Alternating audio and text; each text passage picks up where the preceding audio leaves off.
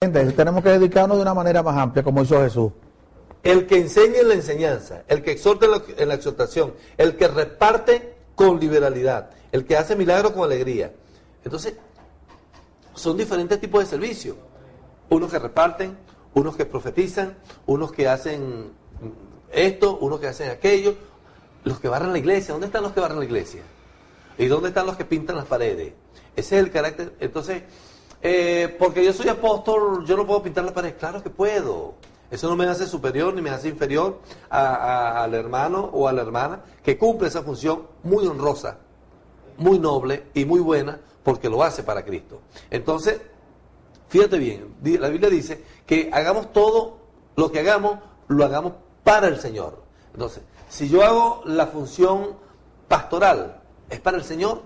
Si hago la función de la enseñanza, es para el Señor. Si hago la función de servicio, es para el Señor. Si hago la función de colaborar y repartir, es para el Señor. Y la gloria de Dios. Y la gloria definitivamente será de Dios, porque Él no gloria y honra del Señor. Y fíjate, esto es muy importante, Julio, que también lo enseña la Escritura. Dice que cuando tú hayas hecho todo lo que debiste haber hecho, todavía eres un siervo inútil.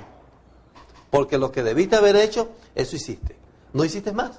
Lo que el Señor nos mandó a hacer, eso fue lo que hicimos. No fuimos al Señor con más talento. Fíjate, hablando de los talentos, el Señor le dio a uno 5 talentos, 3 talentos, 2 talentos. El que le dio 5, llevó 5. O quizá no llevó 6, ni 7, porque hizo lo que tenía que hacer. El que 2, llevó 2, duplicó, pero no hizo 3, no hizo 4. Hizo lo que tenía que hacer. La parte que le corresponde. La parte que le correspondió hacer, la hizo. ¿Está mal hecho? No, está bien hecho.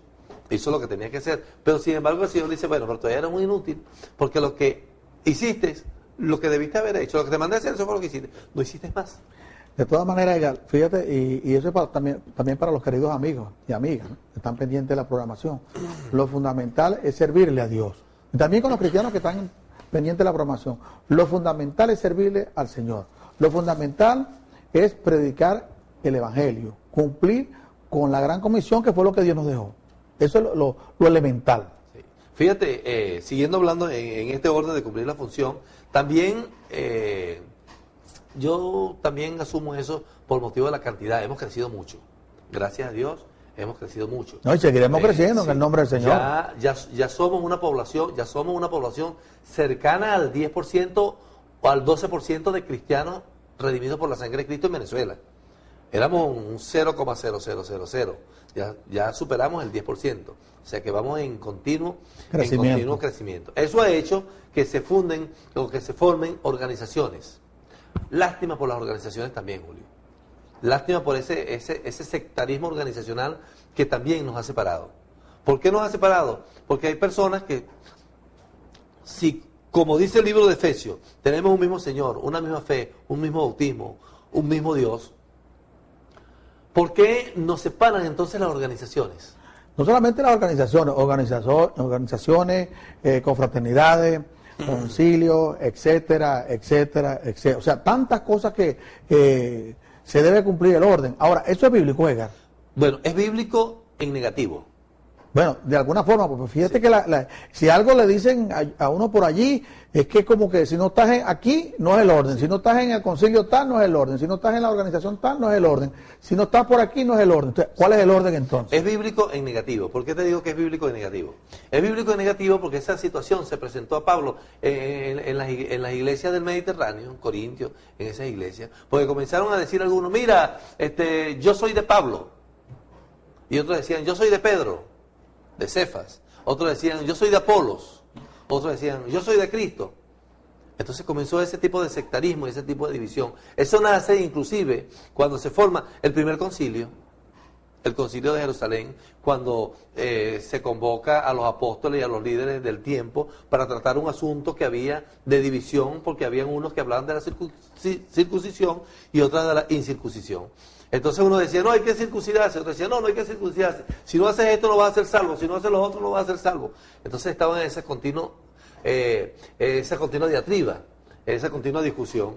Entonces allí comienzan las formaciones y comienzan a formarse grupos Grupo, y empieza también a la confrontación. Y se hacen sectarios. Y sectarios, y se va subdividiendo hasta, bueno, no sabemos hasta dónde, porque cada día como que se agrega más a esto, ¿no? Sí, eso te digo en negativo.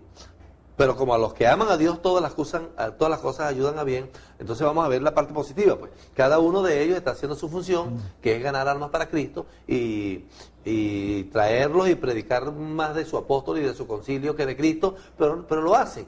Fíjate que Jesús dijo que las piedras iban a hablar. Y el que no es contra nosotros, por nosotros es, dijo también Cristo. O sea que lo importante es que la gente se vaya convirtiendo, conociendo a Cristo, y que se ubique en un espacio cristiano y estén allí conociendo al Señor. Y tú lo has dicho, Edgar, el problema que a veces sucede en este tipo organizacional, que no es malo, tú lo estás diciendo, porque se necesita un orden para podernos agrupar, para podernos dirigir, pero muchas veces lo que falta es que la gente le bese la mano al jefe de la organización o del concilio, Así es. ¿verdad? Y esto no puede ser, esto es para un orden. Yo siempre le digo a los pastores que cuando empiezan los cargos de presidente, de vicepresidente, de secretario, entonces la gente ya no quiere ser secretario, todo el mundo quiere ser presidente, porque quiere ser jefe.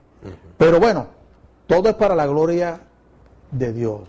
Bueno, vamos a otro corte, la verdad, en el servicio al Señor. La palabra servicio es fundamental, como valor y como todo lo que nosotros queramos como seres humanos.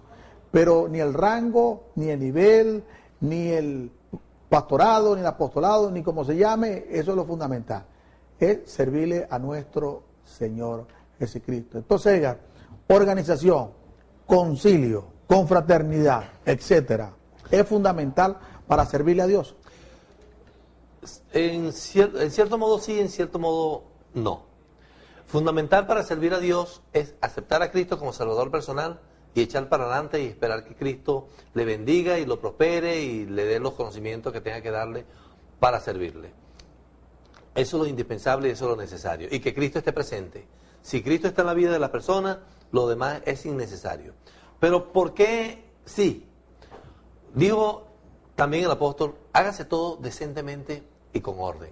Entonces, aquí estamos hablando, incluso estamos hablando hasta de valores en eso, ¿verdad? Estamos claro, hablando porque de esencia y de orden. No podemos apartarnos de los valores cristianos que están dentro de la Santa Escritura. Sí, correcto. Y entonces, ese asunto de la decencia incluye el respeto. Ese asunto de la decencia incluye el no sobreestimarse ni subestimarse.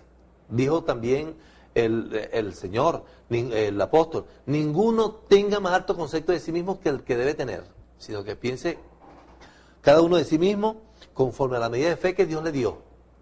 Pero ninguno tenga más alto concepto de sí mismo que el que debe tener. No debo creerme superior a aquel, ni aquel superior ni pensar que soy superior a aquel, ni pensar que aquel es superior a mí. Pero ¿por qué es superior, verdad? Pensar en iguales. ¿Por qué es superior, Edgar, si lo importante es la humildad? Ese es un principio que está allí también dentro del fruto del Espíritu. Porque el fruto del Espíritu es paciencia, humildad, gozo, paciencia. Todo eso que está incluido dentro del fruto del Espíritu, está incluido también la humildad, la paciencia, la benignidad, bondad, fe, mansedumbre, templanza. Todo eso está incluido dentro del fruto del Espíritu. Pero en lo que tiene que ver con el asunto de las organizaciones y de los concilios. ¿Por qué se forman las organizaciones? Las organizaciones se forman porque hubo alguien, alguna vez, un hermano o una hermana, que comenzó a predicar en un sitio y formó una congregación, nació una iglesia. Entonces esa iglesia tuvo otra iglesia, y tuvo otra, y tuvo otra. Entonces un hermano de esa iglesia se mudó para otra ciudad y formó una, y si se fue para la otra ciudad y formó la otra, y así se fueron formando congregaciones por diferentes partes. Entonces se hizo necesario hacer una reunión con todos esos líderes que se formaron y formar entonces una federación, un concilio, ¿sí? Entonces forma ese concilio. Cuando forma ese concilio, se nombra un conjunto directivo, ese conjunto directivo comienza a dirigir esa organización. ¿Qué es la confraternidad? La confraternidad son los grupos de iglesias que viven en un área determinada, que trabajan con diferentes organizaciones, con diferentes concilios, con diferentes formas de trabajar, individuales inclusive, pero que se agrupan con el sentido, fíjate bien la palabra, confraternizar, y de tratar cosas comunes como es la predicación del Evangelio. Pero en ningún momento subestimarse ni sobreestimarse, ni pensar que uno es mayor que el otro, ni que el uno es superior que el otro. ¿Que es necesaria la preparación? Sí, es necesaria la preparación. ¿Cuál tipo de preparación? La preparación secular y la preparación espiritual. Ok, llega, pero ¿cómo se explica entonces que a veces un grupo no trata al otro? Porque a veces los de X confraternidad no tratan al otro grupo y este grupo tampoco trata al otro. Entonces, ¿cómo nosotros comprender lo que habla la palabra de la unidad en Cristo? Ya estamos en una situación de pecado. Ya estamos en una situación de pecado porque lo más importante es el amor. Y si el Señor, la Biblia dice, las Escrituras dice, Julio, que si yo no amo a mi hermano a quien veo, ¿cómo puedo decir que amo a Cristo a quien no veo? Entonces me llama mentiroso el mismo Señor. Me dice que soy un falso, porque si yo no amo a mi hermano, ¿a quién amo? Pues Claro, no estamos hablando tampoco de libertinaje, porque a veces hay gente que quiere tomar el evangelio, ¿verdad?, como si fuera una diversión, algo libertino, algo extremo, respetando cualquier tipo de doctrina de hombre, porque la doctrina es la fundamental, es la que dejó Jesús, que está aquí, queridos amigos, en las Santas Escrituras. Lo demás, bueno, a veces nosotros los hombres, que es normal, dentro de ciertos lugares establecemos normas y reglamentos, como ocurre en nuestros hogares. Así es. Nosotros tenemos nuestros hijos, ahí ponemos nuestras normas, Así ¿verdad? Y cada hogar tiene también sus normas y sus reglamentos. Y así debe suceder en algunos lugares, como tú estás diciendo, en los concilios, en las organizaciones, pero que no haya diferencia entre los hermanos en Cristo Jesús. sí. Fíjate que tú hablas de normas dentro del núcleo familiar. Esas mismas normas también se establecen dentro de las confraternidades, dentro de las organizaciones, que son normas puntuales, pautas que deben seguirse para